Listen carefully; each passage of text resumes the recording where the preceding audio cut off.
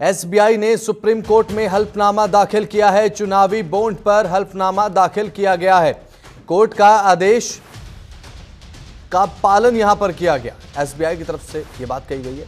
Election commission को ब्यौरा मुहैया कराया गया है, यह बात एसबीआई की तरफ से कही गई।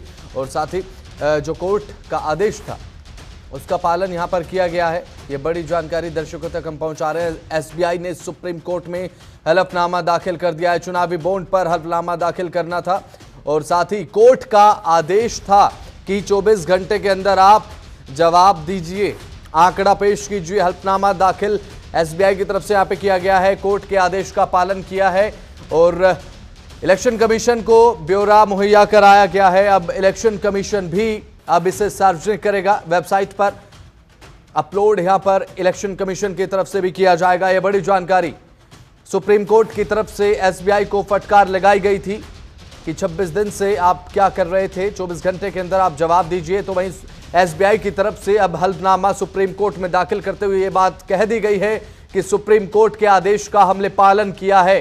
इलेक्शन कमीशन को ब्यौरा मुहैया कराया गया है। इलेक्टोरल बॉन्ड पॉलिसी को लेकर यह मामला था और इलेक्टोरल बॉन्ड के तहत कौन किसको कितना चंदा देता है या किसने किसको कितना चंदा दिया है, इसकी जानकारी सार्वजनिक होनी चाहिए। इसे लेकर सुप्रीम कोर्ट में याचिका लगाई गई थी। सुप्रीम कोर्ट में जब सुनवाई हुई तो एसबीआई को सुप्रीम कोर्ट की तरफ से यह कहा गया था कि आप इसे सार्वजनिक कीजिए, आंकड़ा हमें मुहैया कराइए। तो एसबीआई की तरफ से समय मांगा गया था, लेकिन सुप्रीम कोर्ट ने फटकार लगाई थी एसबीआई को। तो एसबीआई ने 24 घंटे में अब हल्फनामा दाखिल कर दिया है और यह कहा है एसबीआई की तरफ से, यह कहा गया है कि सुप्रीम कोर्ट के आदेश का आपने पालन किया है। इलेक्शन कमीशन को ब्यौरा मुहैया कराया गया है कि किसने किसको कितना चंदा दिया है। अब किस कॉरपोरेट घराने ने किस राजनीतिक पार्टी को कितना चंदा दिया है, अब इसका ब्यौरा इलेक्शन कमीशन ऑफ इंडिया को मुहैया कराया गया है।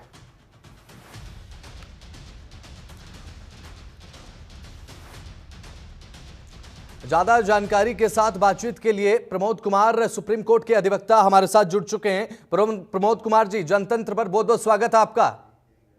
Thank you sir. Pramod Kumar ji, अब एसबीआई को फटकार लगाई थी सुप्रीम कोर्ट ने, अब उसका असर भी देखने को मिला है, सारा जो रिकॉर्ड है मुहैया करा दिया गया है।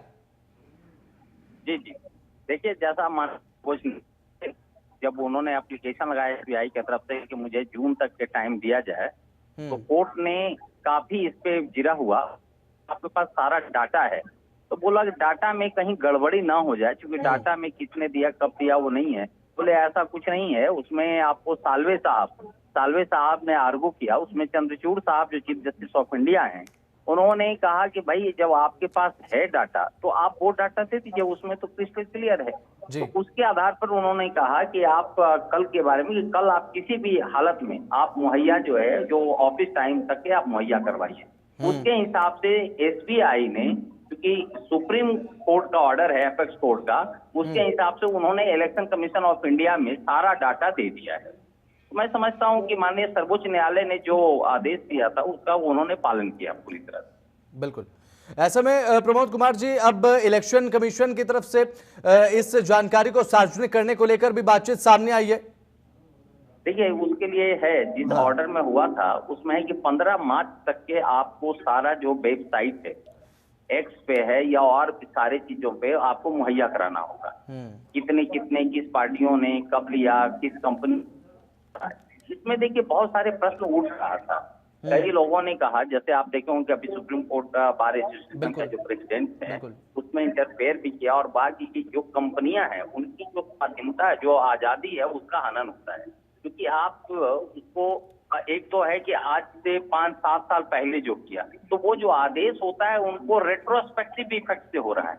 आप जो भी आदेश करते हैं वो प्रोस्पेक्टिव से होगा कि हाँ जैसे आदेश करें इसके आगे से होनी चाहिए। अब जो उसने कर दिया है, फिर उस जगह या फिर उसमें जो है मीन में बहुत सारी बातें निकल करके एक लैंडिंग कानून होगा, और उसका भी सिक्योरिटी जो जिस पर्पस के लिए एक्ट बना था, तो उसकी खड़ी हो सकती है, लेकिन नहीं माना और कहा कि आपको 15 मार्च तक के जो इलेक्शन कमीशन ऑफ इंडिया है वो अपने वेबसाइट पे सारे जो है डिस्क्लोज करें, इस पार्टी को कौन कौन सी कंपनियां से कितना कितना रकम मिला है और कब कब मिला है। जी।